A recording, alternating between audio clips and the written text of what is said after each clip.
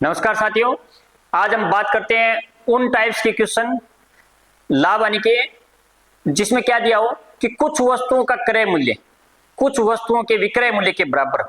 मतलब उसमें मान नहीं दिया हो कि इतनी वस्तुओं का क्रय मूल्य है वो उतनी वस्तुओं के विक्रय मूल्य के बराबर है, तो लाभ या हानि ज्ञात करो। तो इस टाइप के क्वेश्चन हो तो उसमें लाभ और हानि कैसे ज्ञात करेंगे।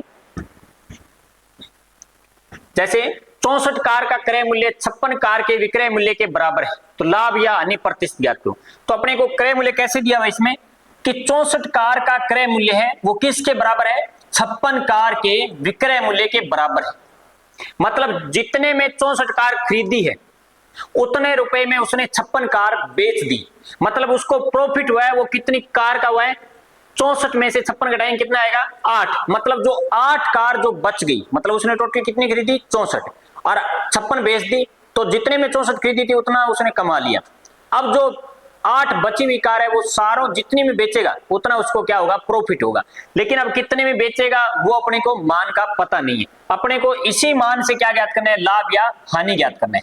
तो एक चीज, जब कोई दो चीज बराबर दी हुई हो, कैसे कि 64 कार का क्रय मूल्य कितना होगा, 64 कार का क्रय मूल्य, मतलब एक कार का क्रय मूल्य कितना है, क्रय मूल्य है, तो 64 कार का क्रय मूल्य कितना होगा, 64 गुना क्रय मूल्य। 64 कार का कुल क्रय मूल्य कितना होगा, एक कार का क्रय मूल्य अपने मान लेते हैं क्रय मूल्य ही है, तो क्या होगा 64 कार का क्रय मूल्य कितना होगा, 64 गुना क्रय मूल्य बराबर किसके है, 56 कार के विक्रय मूल्य। तो एक कार का विक्रय मूल्य मान लो विक्रय मूल्य ही है, जैसे माना अपने कोई चीज मानते हैं ना, माना एक्स है, तो उसी प्रकार माना विक्रय मूल्य कितना है, विक्रय मूल्य ही है। तो 56 कार का विक्रय मूल्य कितना होगा, 56 गुना विक्रय मूल्य। ये अपने को क्वेश्चन के अंदर दिया हुआ है कि 64 कार का क्रय मूल्य बराबर है किसके, 56 कार के विक्रय मूल्य की।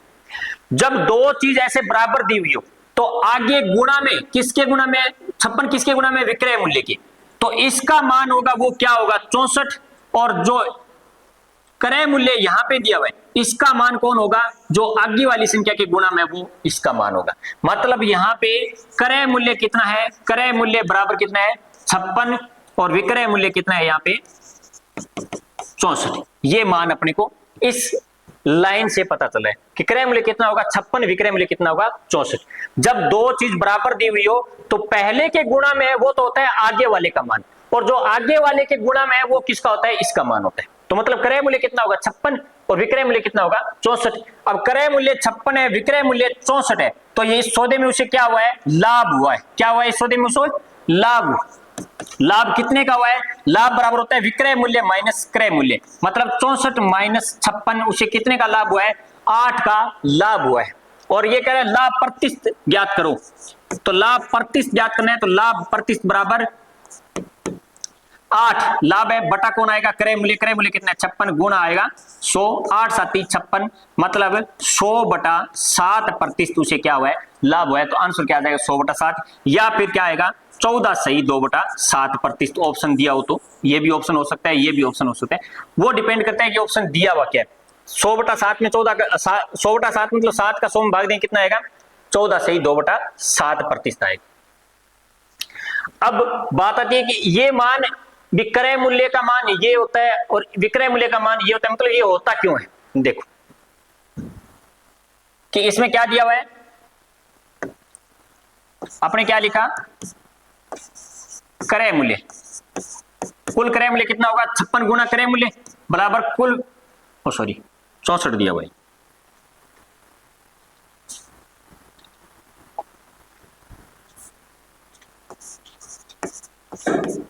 बराबर कितना है 56 गुना विक्रय मूल्य।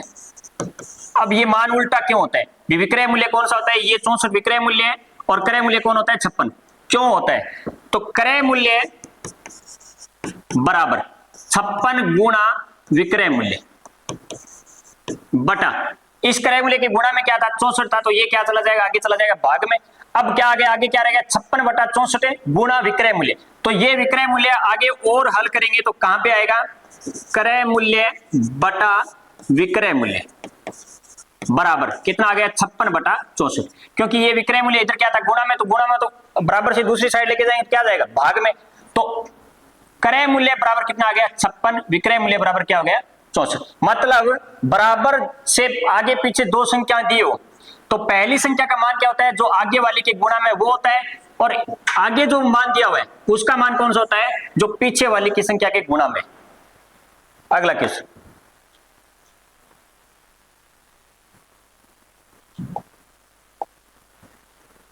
कि 2500 वस्तुओं का क्रय मूल्य 2000 वस्तुओं के विक्रय मूल्य के बराबर है, तो लाभ या हानि प्रतिशत। तो पहले तो इस सौदे में अपने को क्या पता चलना चाहिए कि लाभ हुआ है या हानि हुआ है।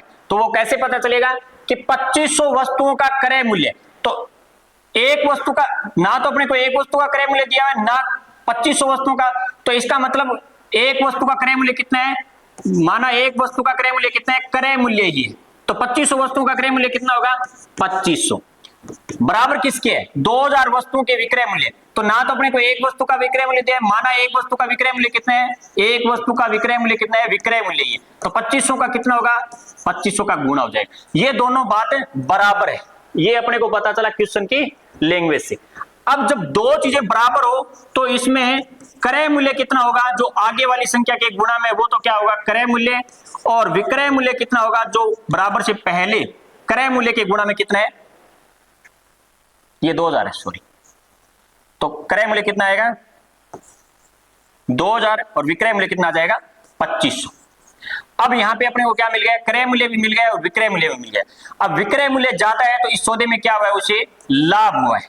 लाभ होता है तब क्या होता है, विक्रय मूल्य ज्यादा होता है, तो विक्रय मूल्य ज्यादा, इसका मतलब सौदे में क्या हुआ, उसे लाभ हुआ है। तो लाभ हुआ कितना है, तो लाभ बराबर सूत्र क्या होता है, विक्रय मूल्य माइनस क्रय मूल्य। तो विक्रय मूल्य 2500, क्रय मूल्य 2000, तो कितना आ गया 500, लाभ कितना आ गया 500।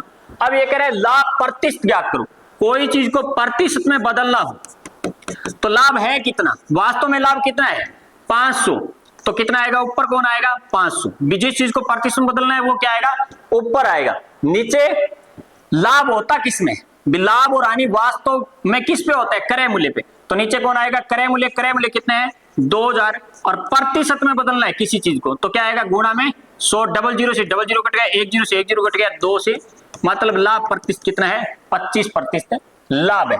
थोड़ा ऑप्शन इस टाइप के क्वेश्चन में ध्यान से टिक करने होते हैं, क्योंकि 25% लाभ भी दिया हुआ है, 25% हानि भी दिया हुआ है, तो थोड़ा सा ध्यान से देखना होता है कि अपने का आंसर है क्या, 25% लाभ है।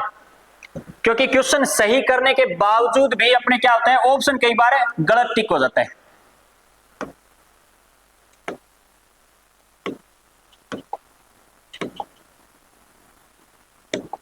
अगला क्वेश्चन, राम 25 वस्तु जितने रुपए में खरीदता है, राम 25 वस्तु जितने रुपए में खरीदता है उतने ही रुपए में 20 वस्तु बेच देता है, तो लाभ या हानि प्रतिशत। सेम पीछे वाला क्वेश्चन है कि 25 वस्तु का क्रय मूल्य कितने के बराबर है, उतने ही रुपए में, मतलब जितने रुपए में 25 वस्तु खरीदी है उतने ही रुपए में उसने कितनी बेची है, 20 वस्तु बेची है। इसका मतलब 25 वस्तु का क्रय मूल्य, तो 25 वस्तु का क्रय मूल्य कितना होगा, एक वस्तु का क्रय मूल्य गुणा 25, एक वस्तु का क्रय मूल्य कितना है, क्रय मूल्य ही मान लेते, तो 25 वस्तुओं का कितना होगा 25 गुणा क्रय मूल्य, उतने ही रुपए में 20 वस्तु बेच देता है, तो एक वस्तु का विक्रय मूल्य कितना है, मान लो विक्रय मूल्य है एक वस्तु का विक्रय मूल्य, तो गुणा 25 का कितना होगा, गुणा कर देंगे 25 का, दोनों चीज बराबर है। इसका मतलब इसमें क्या है, क्रय मूल्य कितना है, सॉरी ये 20 वस्तु है, तो क्रय मूल्य कितना है 20, विक्रय मूल्य कितना है, क्रय मूल्य के जो गुणा में वो क्या हो जाएगा विक्रय मूल्य कितना है 25। फिर से इस सौदे में क्या हुआ है, उसे लाभ हुआ है, क्योंकि क्रय मूल्य 20 विक्रय मूल्य 25, मतलब विक्रय मूल्य ज्यादा है, तो विक्रय मूल्य ज्यादा हो तो वहां पे क्या होता है, लाभ होता है। लाभ कितना हुआ है, विक्रय मूल्य माइनस क्रय मूल्य कितना आ गया 5, उसे लाभ हुआ है। लाभ को प्रतिशत में बदलना है तो ऊपर आएगा लाभ बटा आएगा क्रय मूल्य, क्योंकि लाभ और हानि प्रतिशत किस पे ज्ञात किया जाता है, क्रय मूल्य, गुणा प्रतिशत में बदला हो तो गुणा में आता है 100, 20 100, मतलब 25% का क्या हुआ, उसे लाभ हुआ है।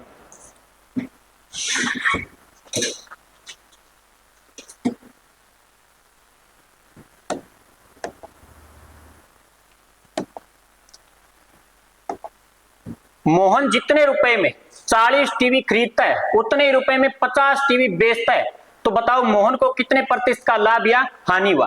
कहने का मतलब 40 टीवी का क्रय मूल्य, तो 40 गुणा क्रय मूल्य बराबर है किसके, 50 टीवी के विक्रय मूल्य, तो 50 गुणा विक्रय मूल्य, ये दोनों चीजें बराबर है, ये अपने को पता चला क्वेश्चन से कि 40 टीबी का क्रय मूल्य उतना ही है जितना 50 टीबी का विक्रय मूल्य, मतलब 40 गुना क्रय मूल्य बराबर है किसके 50 गुना विक्रय मूल्य। तो इसका मतलब क्रय मूल्य कितना हो गया 50, विक्रय मूल्य कितना हो गया यहाँ पे 40। ये अपने पहले क्वेश्चन में देख लिया था विक्रय मूल्य का मान ये क्यों होता है और विक्रय मूल्य का मान उल्टा क्यों होता है। तो उल्टा इसी को सोल्व करते हैं तब क्या बन जाता है, उल्टा बन जाता है। तो ये एक शॉर्ट ट्रिक निकल जाती है कि जब दो चीजें बराबर हो तो उसके गुणा में जो मान दिया होता है वो आपस में क्या होता है, उल्टा होता है। तो इसमें क्या हो गया, क्रय मूल्य कितने 50, विक्रय मूल्य कितने 40। जब विक्रय मूल्य कम हो मतलब क्रय मूल्य ज्यादा हो तो वहां पे क्या होती है, हानि होती है। विक्रय मूल्य ज्यादा हो तब क्या होता है, लाभ होता है, और क्रय मूल्य ज्यादा हो तो क्या होती है, हानि होती है। तो हानि है कितनी, क्रय मूल्य माइनस विक्रय मूल्य कितना आ गया 10, हानि कितनी हुई है 10 की। लेकिन क्वेश्चन में कहा है लाभ या हानि प्रतिशत ज्ञात करो, हानि को प्रतिशत में बदलना है तो हानि है कितनी 10। कोई चीज को प्रतिशत में बदलना है वो आती है ऊपर, वो होती किस पे है, हानि लाभ और हानि किस पे होते हैं, क्रय मूल्य। तो बटा में आएगा क्रय मूल्य, प्रतिशत में बदलना हो तो कोई संख्या को तो गुणा में क्या करते हैं 100 करते हैं, 50 दूनी 100, 10 दूनी 20% की क्या हुई है इस सौदे में उसे हानि हुई है। तो आंसर आ जाएगा बी।